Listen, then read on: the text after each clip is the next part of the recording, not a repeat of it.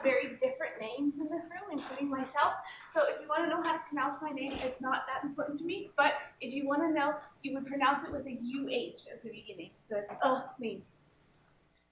All right, so when I was thinking about what to make for a talk, I went back to the email that Noah had sent around, and I wanted to highlight some of the key phrases out of that email. And so some of them are here, so to talk about connections between different areas of population biology, discuss unsolved problems, and so in that theme, I created this talk. It's not something I've ever talked about before, and it's not a normal kind of talk. So please interrupt me for any discussion as I go through. So in this vein, I wanted to start by thinking about how we think about local adaptation.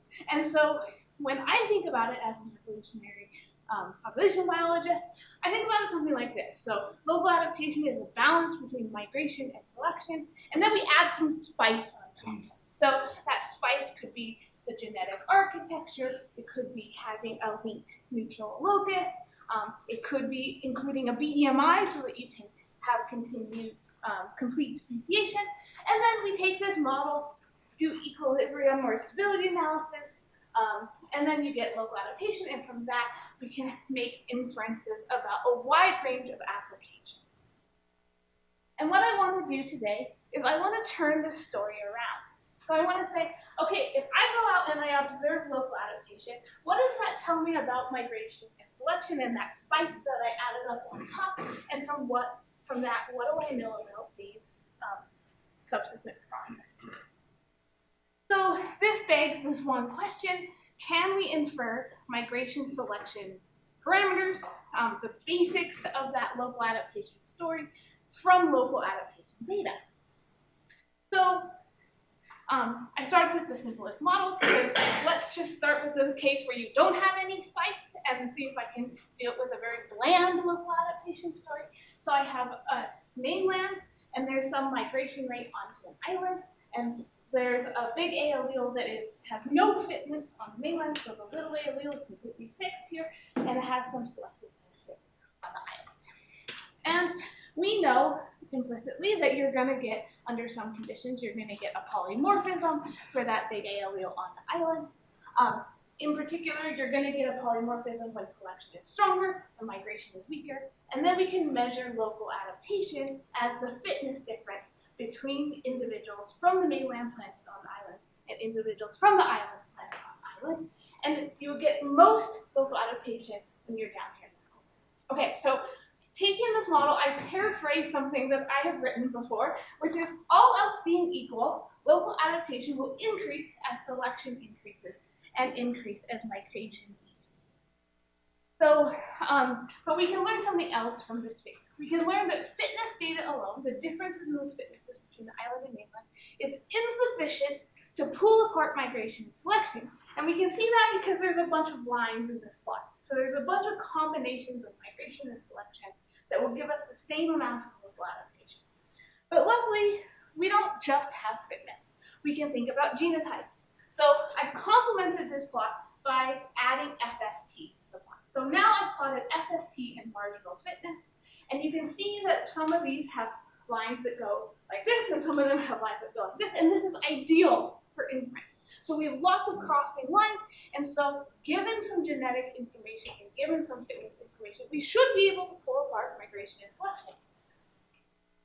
But we don't live in a theory world, we live in a world with data, and so how would we collect data on this? Well, we would do a common garden experiment. This is a simple case of a more general principle of reciprocal transplants, but a common garden is the only thing that makes sense in this geography. So here I have a bunch of blue individuals from the mainland, red individuals from the island. I'm planting them all on the island. They have different alleles, and then I measure their fitness. But of course, I don't measure their actual fitness. I measure a fitness proxy. And those fitness proxies have probability distributions. And not only do they have probability distributions, we are only sampling a finite number of individuals from those distributions. And ultimately, we want to know, is there a difference in the means of these two distributions? So can I actually pull that apart with finite data? So this is the answer. On the bottom side, we have the true parameter value for either the selection coefficient or the migration rate. And then on the y-axis, I have the inferred parameter value. In an ideal world, everything would land on the one-to-one line. We want to perfectly get back that inferred, that true parameter value, and I'd have small confidence intervals. As you can see, that's kind of true, but not really true. And unfortunately, it's not true enough here. There's lots of confidence intervals over here that clearly overlap the confidence intervals on the other side of the plot. So this means that given this data alone, I have no confidence that I got the right migration selection. Now I've colored these points by the amount of noise in the fitness proxy. So the more noisy your fitness proxy, the less good you do. But that is not sufficient to explain why I didn't do a good job of inferring migration and selection. All right, so I want to go back to how we think about local adaptation. One way of thinking about this is I have the process of local adaptation as described by a theoretical model. I connected it to the pattern of local adaptation, which I got from these reciprocal transplant experiments, and this was insufficient to understand the evolutionary processes that created local adaptation, so I need some more information. What should I put down there? Well, luckily, we already have a well-developed subfield of local adaptation that goes there, which is what I've called the context of local adaptations, which is this field of ecological genomics, which is that local adaptation doesn't just happen with consequences at a single focal locus or at the loci under selection. There's link selection and other patterns in the genome. And there has been a lot of work connecting combinations, pairs of these processes. So, for example, you have meta-analyses that have been really aimed at connecting hypotheses that were drawn from theory to observed reciprocal transplant data. So here is a list of meta-analyses in this field, and I just wanted to bring your attention to one of them because it's a really nice illustration of this by Fraser and Cascella, where they wanted to test a theoretical prediction that as you have more migration, you should have more local adaptation in parasites, and they studied patterns of local adaptation across host-parasite systems to test this phenomenon. But if we want to resolve this issue of not being able to infer or understand fully the evolutionary processes underlying local adaptation, we need to fully integrate those three different pieces of the field. And so how do we pull them together? And so this is my proposal to you, and I'm totally okay if you don't think it's okay. I want to hear that. That's why I'm presenting this here today, which is that I propose that we use Bayes' theorem to do this. So this just came from thinking about what these quantities were, that this is a model, this is data, and this tells us something else about the parameters because of link selection or other patterns in the genome. So you can imagine combining them via Bayes' theorem into a likelihood and a prior, and then maybe this would give us enough sufficient information to pull apart those evolutionary parameters. And there's some appealing aspects of this that by explicitly thinking about local adaptation in an inference framework, we're going to move away from these correlative analysis that we maybe see in meta-analysis to something where we can do explicit hypothesis testing and select between alternative evolutionary models. All right, so that is my proposal. And now for the rest of the talk, I'm just going to give you little flavors of how thinking in an inference way has led to something nice for me. So the first question I asked is, what is the best fitness proxy for detecting local adaptation? So going back to the same model, imagine that we do this common and garden experiment, but we do it with three different types of fitness proxies. So in one experiment, we measure survival. So this is a Bernoulli fitness proxy. In another experiment, I measured the number of flowers, or I just read a paper the other day that measured the number of leaves as a measure of fitness. And then the third one is some continuous measure, so diameter, breast height, or body mass. And I want these distributions to be as similar as they can possibly be. So I'm going to keep their means the same and their variances the same when I can. And I'm going to ask, what one gives me the best to signal a local adaptation? And this is what you see. Over here on the left, so I can only compare them in pairs because I want to keep their means and their variances constant, and you can't ever set the binomial and the Bernoulli to have both of those the same unless they're the same distribution. So I'm going to do them comparisons in pairs. So I'm going to compare a Bernoulli to a normal proxy and a binomial to a normal proxy. Hot values mean that I had a high probability of detecting local adaptation. Cold values means that I often failed to detect local adaptation. And not surprisingly, the stronger local adaptation is, the more likely you are to find it. But we can see that all else being equal, you do a better job finding local adaptation if you use a normally distributed fitness proxy rather than a Bernoulli or a binomial fitness proxy. And this was quite interesting to me because in some ways it's counter to how we often think about good fitness proxies. So we often think about good fitness proxies as those that are really close to a fitness component. So something that is directly related to how many offspring you ultimately produce. So something like survival or the number of ovaries, and not something like body mass. But this is simply from a statistical properties perspective, a normal distribution does a better job. All right, so that was story number one. And so what do I want to do next? One of the things I want to do is think, okay, if we have this set of evolutionary models, what is that set of evolutionary models? Can I create a database of existing models of local adaptation? So ultimately, these are models of migration, selection, balance, and there's a lot of them. And so working with a whole team of undergraduate researchers, we're starting to create this database of local adaptation models that have features like this. And so I'm putting this up here. It's quite boring, but I would love your feedback on it. So if you think, like, when you think about migration, selection, balance, you absolutely have to think about life history or something.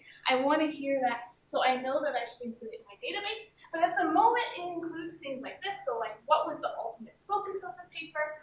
What was the genetics or phenotype of the trait under selection, up to characteristics about geography and life history. And some other evolutionary processes, so whether or not there was drift and migration included, what kind of measures that they use to measure local adaptation. So not all of them measure them as fitness differences. The ultimate aim might be measuring FST, and then key methods that were used. So this is where I am currently with this project, and I would really love to hear your guys' feedback. And so with that, I would like to thank Anna Baza-Kalupal and Simon Levy, who has worked with me on 2 different pieces of this project, and this amazing team who has been helping me put together this database.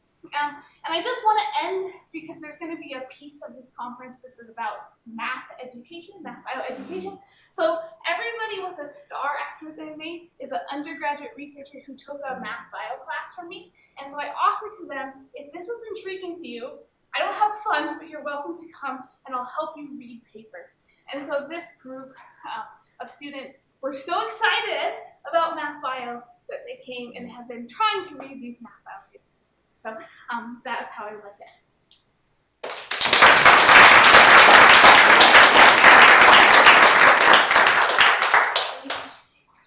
Yeah. Any questions? Okay, to throw another complication in, I'm thinking of Grimes' triangle from ecology, where you have colonizer types that and you have competitor types and you have tolerator types, and that's going to show up with different fitness proxies. And it could obviously, when you sample from disturbed environments, you're more likely to get colonizer types that will have a whole bunch of life history traits. When you sample from resource-rich, undisturbed environments, you're more likely to get competitor types that will have a different set of fitness traits. Are you able to look at that data through that lens at all? Because which fitness proxy is used is going to have a big impact. So I'm going to work this into like my world, which is like hosts and parasites. So you could totally imagine using a different fitness proxy for the host and the parasite.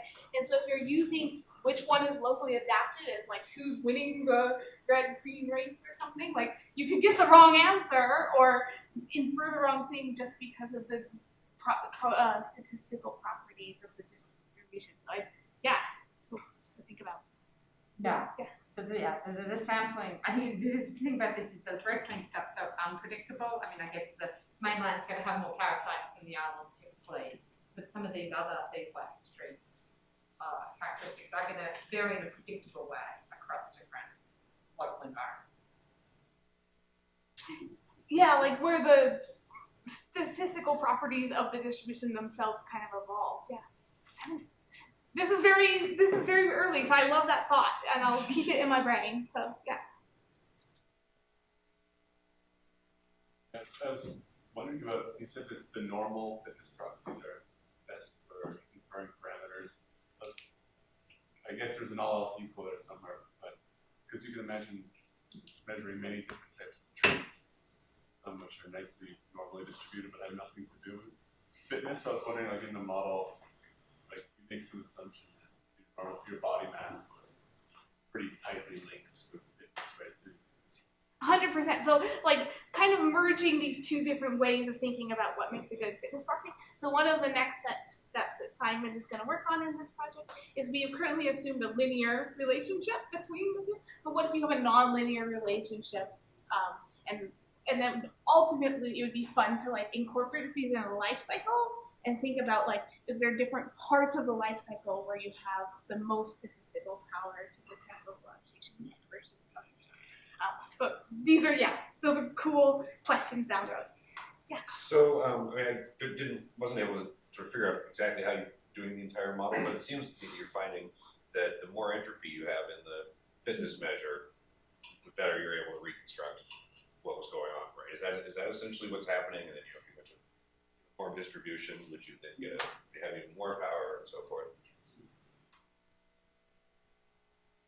No, I don't think so. Like, okay, so I don't know about the entropy part because I don't quite know what that means. But like, say the uniform, the way I was thinking about it is it's kind of like doing a t-test, right? Like for the normal distributions, it is a t-test. And it's just that the t-test for a Bernoulli distribution is really hard. And so I'm guessing that, so what I was thinking with a uniform, that it's quite hard to tell the difference between means. I don't have a good intuition for this. I see. So yeah, that's a good point. So if we think about like a lot of the fitness components like lifetime reproduction or something like that, they're normally not normally distributed. So they have very long tails. So going to some measures like sizes or body size or whatever number of leaves, things like that, then we approach much more a normal distribution. And is that part of what you're picking up, or how do you deal with that? Yeah. So I haven't thought about that yet. This has been completely theoretical at this point of just like you pick these proxies and you do. But you're totally right. As the sample size, for example, in the binomial, the maximum number of successes increases, you get the same answer depending on if you have a binomial or normal distribution. So yeah, your intuition there is completely right.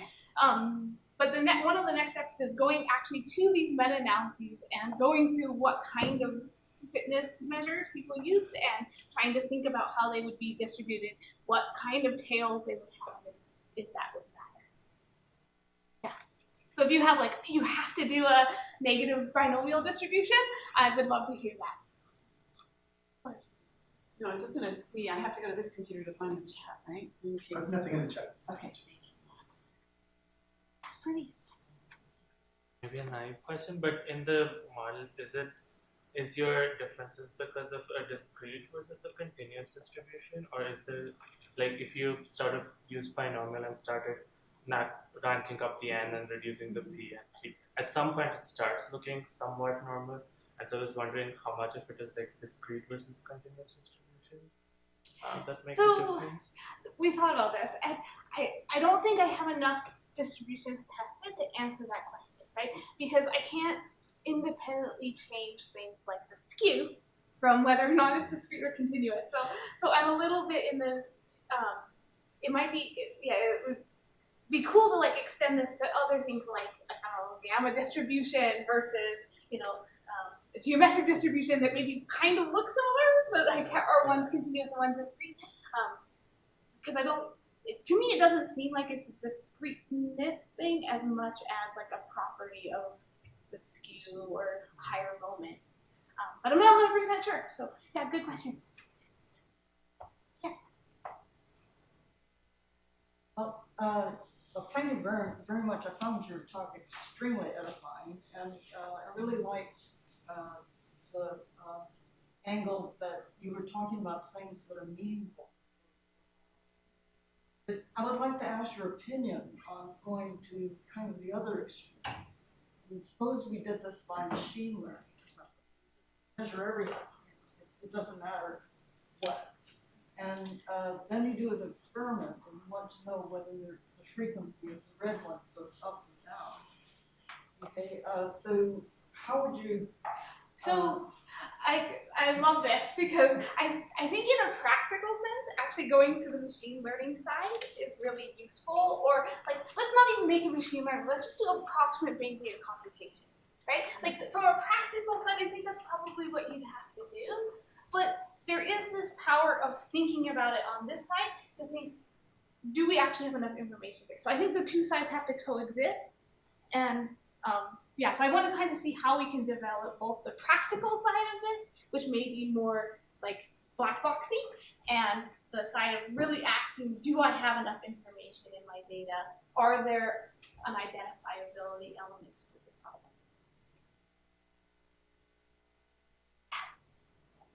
Oh, sorry. Yeah, go ahead. Maybe I missed it, but can we go back to the FST slide and help me understand the right panel, how to read it, and how that led to the next part of your talk? Yeah, so when I was making this, I thought, okay, one of the things that you measure from a reciprocal transplant experiment is the differences in, the relative differences in fitnesses. So that's these blue lines. And then the other key information, if I had data, genetic data at the focal locus that's diverging, then I would have some measure like FST, and so I plotted those two and held those two chains over parameter space, just to see if there was like perpendicular elements of information in the differences in allele frequencies. If I think about FST as differences in allele frequency, and then this marginal fitness as differences in fitness, do they give me perpendicular consistency? So this motivates the transplant. Yes.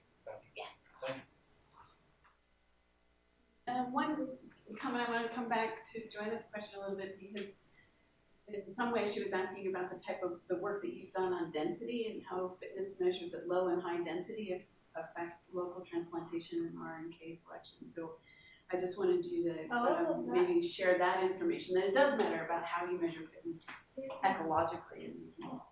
So this is like a little reference to a work that we did about range expansion and the accumulation of expansion load, and how much expansion load you measure depends on where you measure it, if those fitness components are density dependent. And so, yeah, that's another, thank you, I hadn't made that connection, that like, yeah, we have to really think about, like, and we see this already in local adaptation studies where people are really careful about thinking about whether or not they remove competitors or how they like clean the environment where they've been. But not necessarily for theoretical reasons.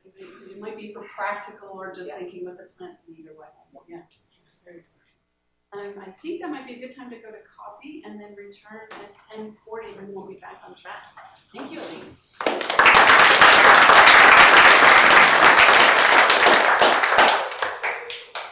Just a quick reminder that the Zoom is still on in the room during the coffee break.